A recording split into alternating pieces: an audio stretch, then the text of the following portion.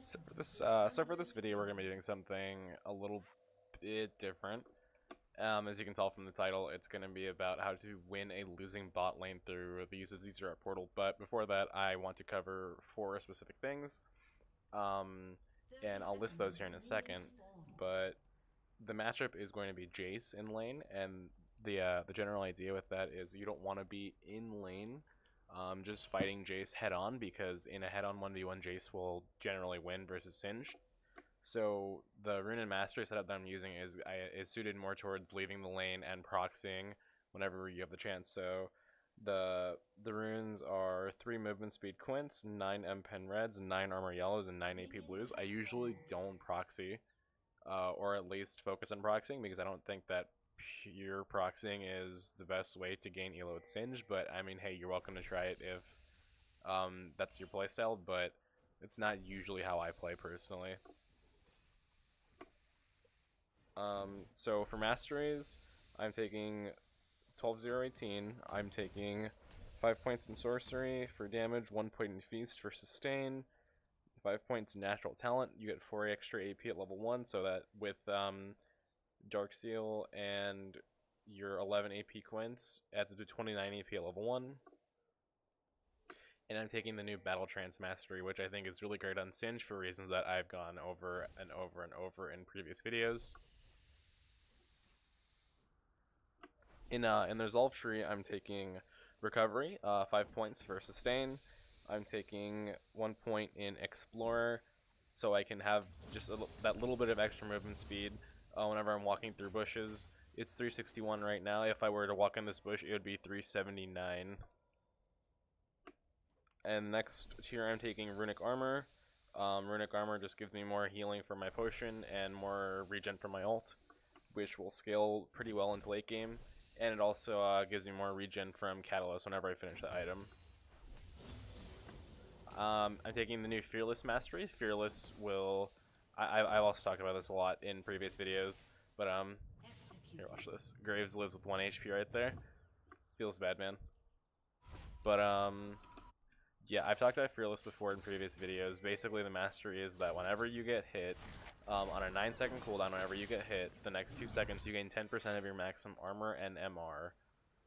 So basically, it makes you a little bit beefier against poke, which is great versus Jayce, and it's honestly great in like just about every situation.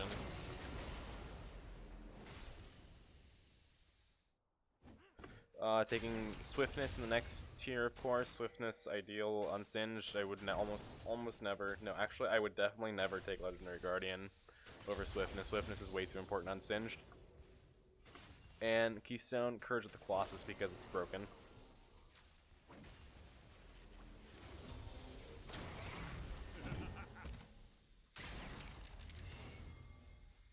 So as far as specific things that I want to go over this game, I think 1, it's going to be the early game versus Jayce. 2, it's going to be the laning phase versus Jayce. Then 3, which is the big point of this video, it's going to be how to win a losing bot lane through the use of a Zz'Rot portal. And 4 is going to be how to look for and find good team fights to snowball a lead. As you can see here, Shaco's doing pretty well here with me. He's helping zone out Graves, and we're clearing Jayce's. We're clearing Graves' ward, while I'm just keeping this lane pushed in as much as I can.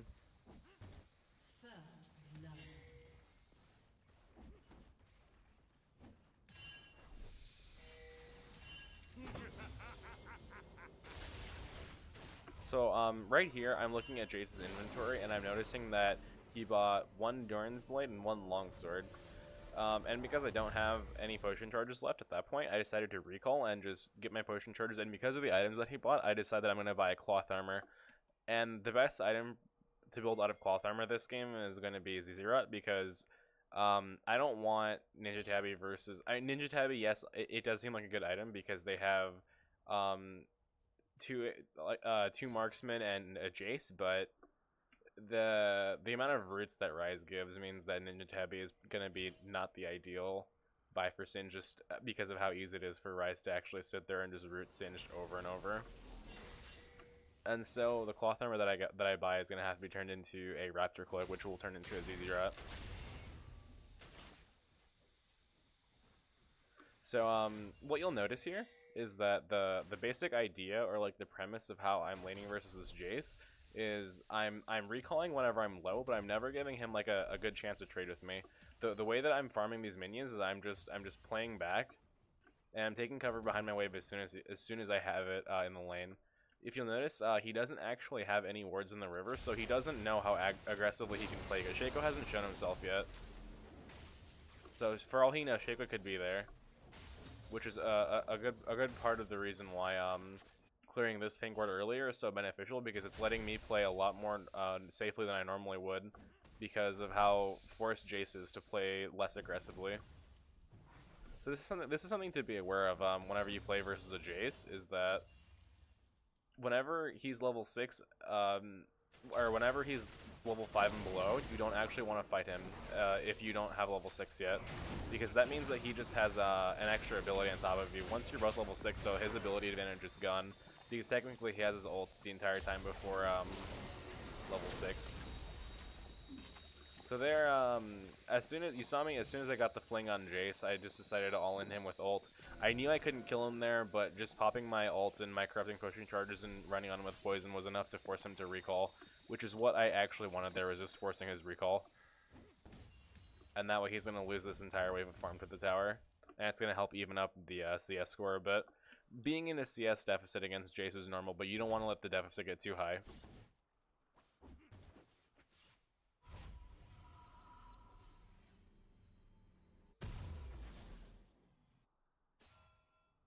So yeah, next item is Raptor Cloak, and I think the reasoning for Raptor Cloak here is pretty obvious. Raptor Cloak gives armor and health regen, movement speed by towers.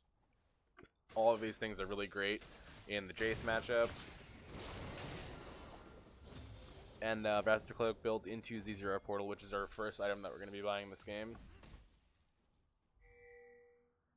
So here, Shaco is being scattered by wards, but there is not much that Jayce can do because I'm shoving him in. And at this point, I'm keeping an eye on his mana bar. Thing to know about these like new age Jayces is that they don't go tier the goddess. So that means that you can usually abuse their mana pools pretty effectively. So here, this is a pretty clever gank by Shaco. He actually ults and sends his clone in first to tank the first tower shot. I get the fling on him, and I know he's trying to like save mana up for E on me because he's auto attacking me in melee form. Whenever Jayce auto attacks in melee form, that means he's trying to get mana back, because one of his passive abilities is he gets mana on hit in melee form.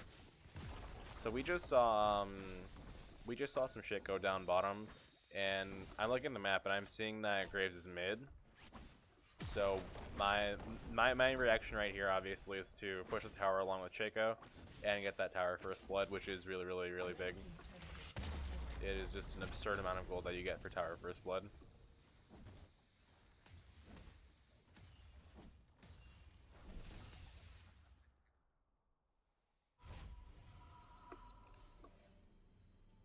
As far as preseason item changes go, Jayce didn't benefit too heavily, I'd say, from the preseason item changes. So I canceled that teleport. Let's go back and watch why I canceled that teleport.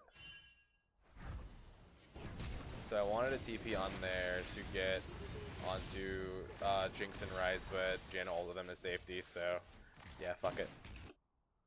The preseason item changes, they changed armor penetration into lethality so that they could make armor penetration weaker early game and then scale in the late game.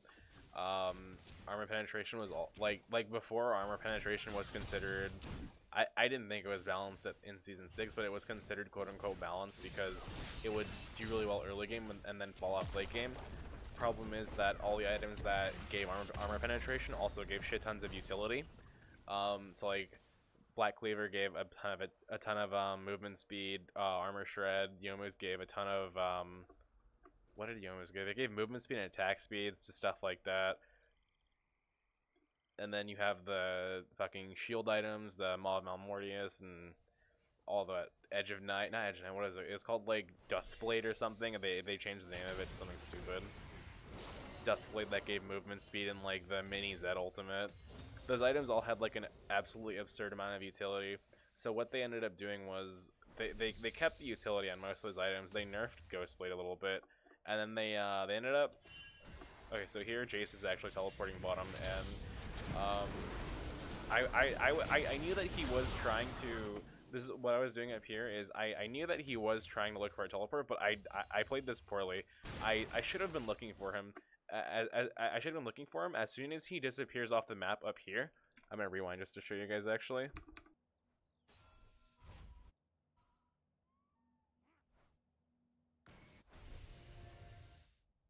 I went way too far back. 1 second.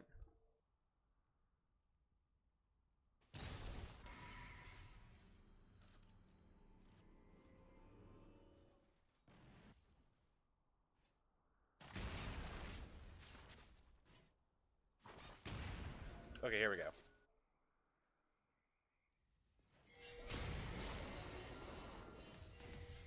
Okay, so here, you see Jayce backing off. As soon as I see him just run away like this after he was playing this far up, like this aggressively, I should have known that he was looking for a teleport. If I play this properly, I should have just followed him and just kept following him so he couldn't make a teleport bottom.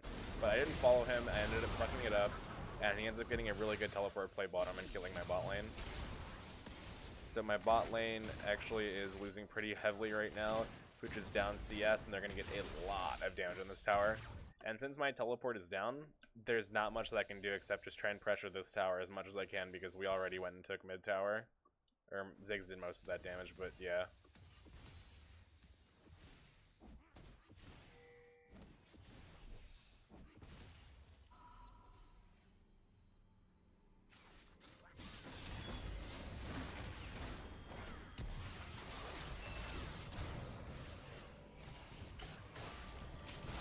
See here, Jinx gets a little cocky, I think.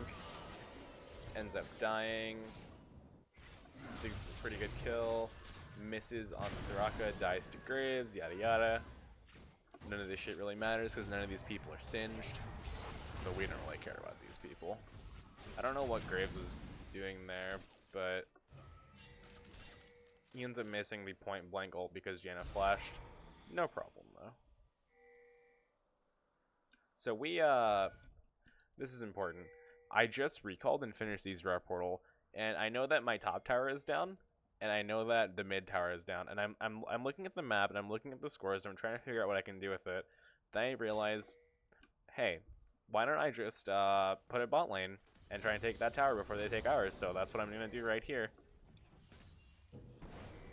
Usually this is not what you want to do with the Zz'Rot portal, putting a bot lane, but in this situation, like, my bot lane doesn't really have room to complain, so I'm just going to put a bot lane anyways and see what I can get done with it. So I'm going to do a play-by-play on this fight. Here, I see Shaco's behind the tower.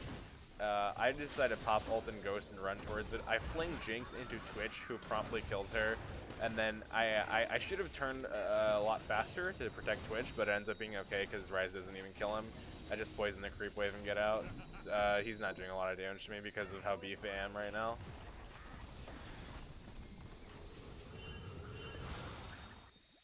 So here we see Jayce running down on top of a ward. I put W on him, zone him out.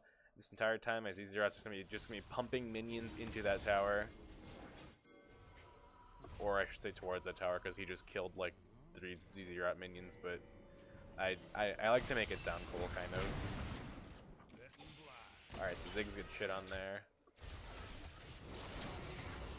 No problem. I finished Merc Treads. Merc Treads is important against Ryze.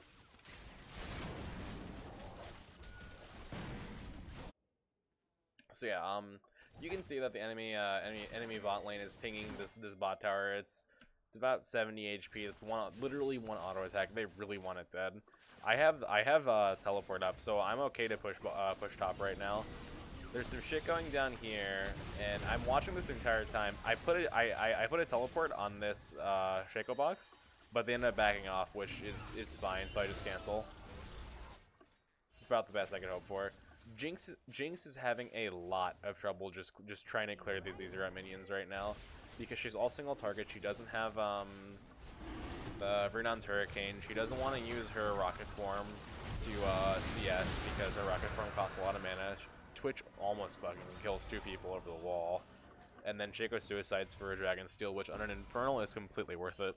While all that's happening, I'm just still pushing top because Jayce doesn't have teleport, and he either has to help his team or be useless against me. While my Zz'Rot creates like intense amounts of pressure because Jinx is all single target and she can't really deal with it. So yeah, just putting it back here just keeps putting out pressure, and I just auto attack the top tower to death. So here I noticed that bot lane, the tower might actually get pushed in, so my first instinct is, hey, I have movement speed Quince, I have Zz'Rot, I can get around the map really quickly, and I'm just going to run bottom, and what I'm going to do is just put the Zz'Rot right there, and then I'm just going to just recall. Just going to stick to my plan of trying to get this tower down before they can get ours.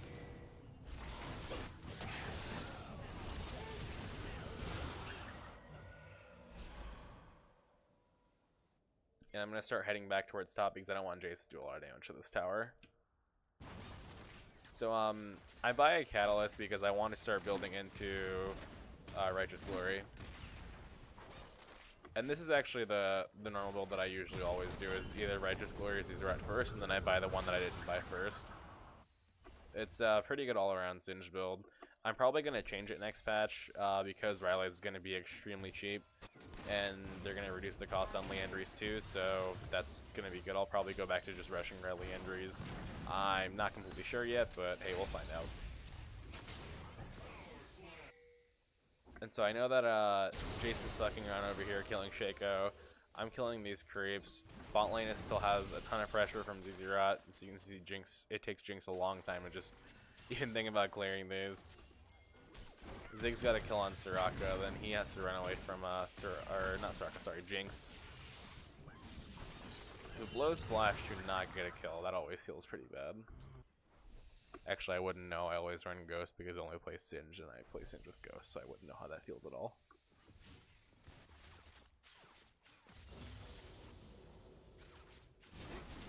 But yeah, this is just it's kind of fun to watch. It takes her 3 auto attacks to kill one of those minions. That's a lot of time that she has to devote. Every single 4 seconds, she's being forced to put out 3 extra auto attacks to kill one minion that shouldn't technically be there, and it's making her push really slowly. Take advantage of this, and I run down into the river, and seeing that she's overextended, what I'm doing here, okay, this is important. I'm not going past her. I'm waiting for her to come to me, because right now, I don't know if she has flash or not, and I'm waiting for my teammates to get here, because if I go too early, I don't have the damage to kill her. So I'm just staying away from her traps, and I'm putting the W on her just to make sure that I can keep her attention, keep her focused, but stop her from getting to safety, which while I'm positioning myself here, I'm keeping her down here. As you can see, I'm just playing with her. She doesn't know what to do, and I fling her into my Twitch, and we just kill her pretty quickly. Now, if I were to have just flung her at the start of that, she would have just ignored me and walked away to safety because I don't have any AP, I don't have the damage to kill her yet. And then while this is going on, I decide to fling Rise in, get a lot of damage on Rise. He gets healed by Soraka, but we end up taking the tower because the combination of my Zz'Rot and Twitch autos are shitting on it. I run back behind Rise, get another fling on him into my Twitch, who ends up finally finishing him off. And my bot tower is still 71 HP. It's still 1 hit point from dying. I end up putting Zz'Rot over here, and I want to start pressuring this tower now. I think this is actually a bad placement because I didn't account for Jayce being there. I thought Jayce would be top, but he ended up coming bottom. And we got mid tier 2 out of it too. So overall, definitely good for us. The power of Zz'Rot against an AD carry who is all single target, or at least is building all single target, is very high because she's having a lot of double clearing, as you can see.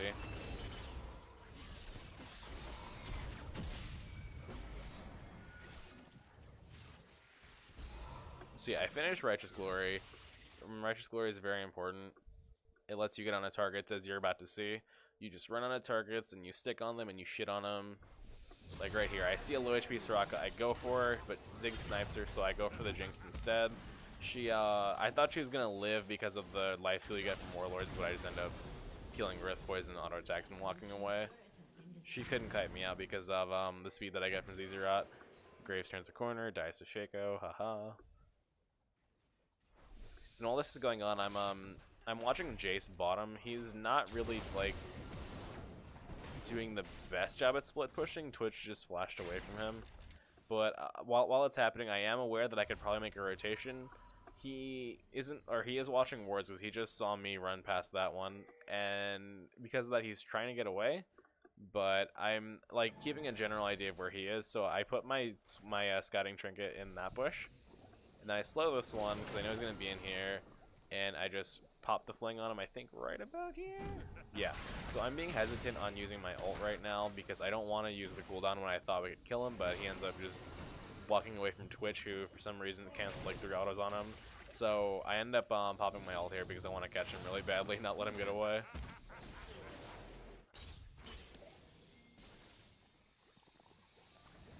So this brings me to my last point is I want to talk about how you can walk around the map and like make good team fights happen. Like in a lot of these videos, you guys will see me just finding these magical fights and like just getting really good opportunities. Like maybe it seems like it's out of thin air, but it's not really out of thin air. It's all about pressure, right? Like you saw me run all the way from top. I got a kill top, right? Or no, I got the Soraka killed, then we killed Jinx, and then I started running all the way down. You have to be aware of exactly how you have to be aware of how fast you can get on the map and what you can do when you're on the way. Like you have to be always thinking, what are my cooldowns? How fast can I get somewhere? Can I affect the map? Always watch the map. My rule is I look at the map like every 2 seconds, every 3 seconds, and this might sound silly, but the way I train myself to look at the map every 2 seconds or every 3 seconds was like a few years ago, whenever I was learning to play this game.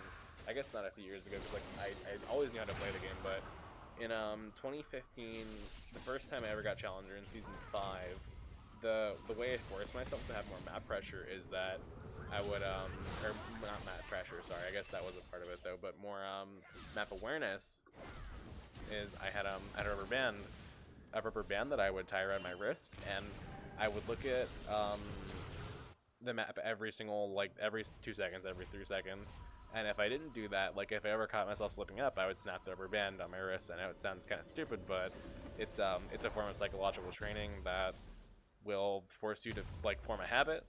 And I formed the habit of looking at the map every 2 seconds, every 3 seconds, and because of that, I'm always trying to like be aware of what plays I can make, where I can make them, how I can make them, trying to plan things in advance, just by watching how people are moving on their map. Like, let's see if I can actually shut the shadows off here.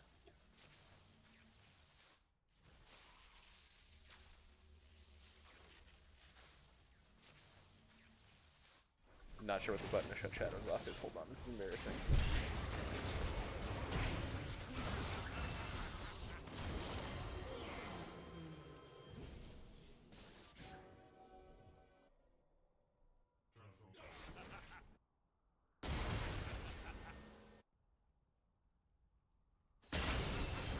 Wow, this is a mess.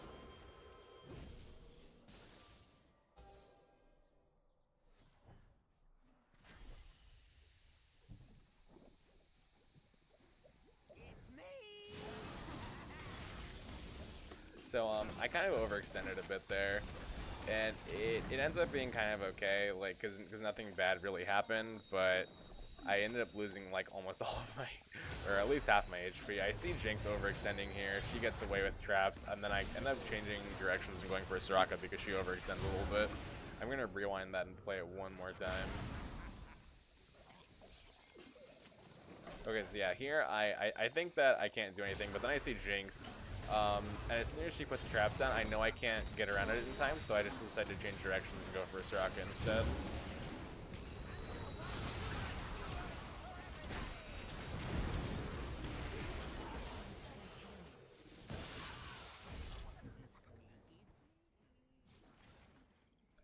And that's like part of the reason why I think that Righteous Glory is such an important Singe item. Like, if I was just relying on ult and Ghost alone, there is no fucking way that I would have ever been able to, like, catch Jynx or Soraka, or, like, force the Jynx flash and then get the Soraka kill. Like, it's... I don't know.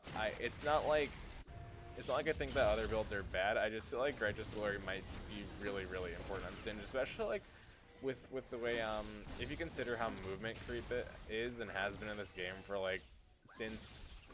I guess, like, near the end of Season 5, like, everything has been kind of movement-based. Like, every item has started to give movement speed. Like, it's... Here, let's just, I guess we can go from the top. Black Cleaver gives movement speed. What is this?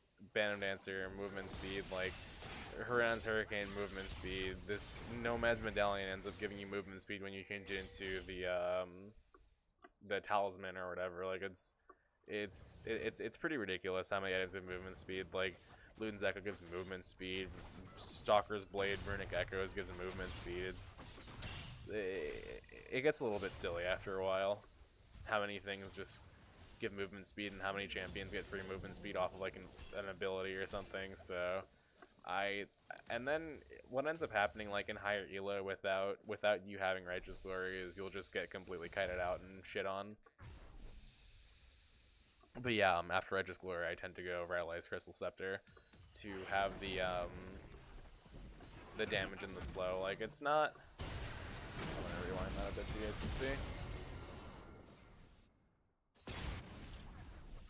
So it's like, the way that I decide whether I want to buy Liandry's or if I want to buy Rylai's is, like, you kind of want to see, like, how much HP the enemy team has and, like, how tanky they are.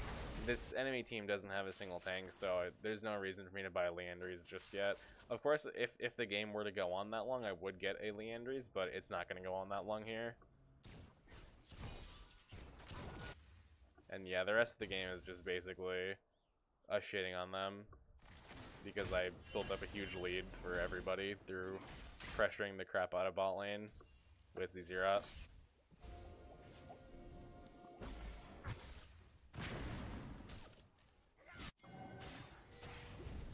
Okay, so here, they're looking for my Zz'Rot, but they're having a bit of trouble finding it. They actually end up getting caught by Janna. Oh, okay, so Jayce goes on Ziggs. Ziggs dies. Shaco almost kills Soraka. No, he does kill Soraka. Twitch opens up, gets a kill on Jayce. And I'm just like, oh shit, I probably should have been there. But it ends up being fine. I put my Zz'Rot in mid after that one and bot dies, and we just take this tower while I zone them out. How much gold has this gotten me so far? 1,106 gold. So yeah, Zz'Rot paying dividends for us.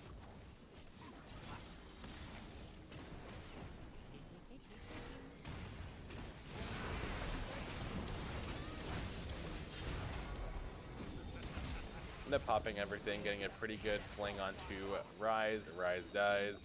Zz'Rot's still here. We have Baron. We have minions. We're just gonna run it and crash into their Nexus and kill all of them. And Soraka instantly flashes away from me because she's a scared Soraka player. I would be too. But yeah, sorry about that. My commentary and my analysis is a little bit off, but I hope I got the general idea across where I kind of like wanted to illustrate how you can salvage a bot lane. Like yeah, you can salvage a losing bot lane with using your Zz'Rot like this, but if they're like 0 and 10, there's no way that would have worked. But if they're like, you know, 1 death, 2 death, like a couple CS down, maybe 10, 20 CS down, yeah, you can totally put your Zz'Rot here and just like try and salvage the lane. But sometimes bot lane just like gets too far gone where they're like 10 deaths and like minus 80 CS and stuff like that. You can't really control stuff when that happens. But in like a moderately losing lane like this, yeah, you can totally help the situation, and you're not always completely helpless to help bot lane even though you're a top laner.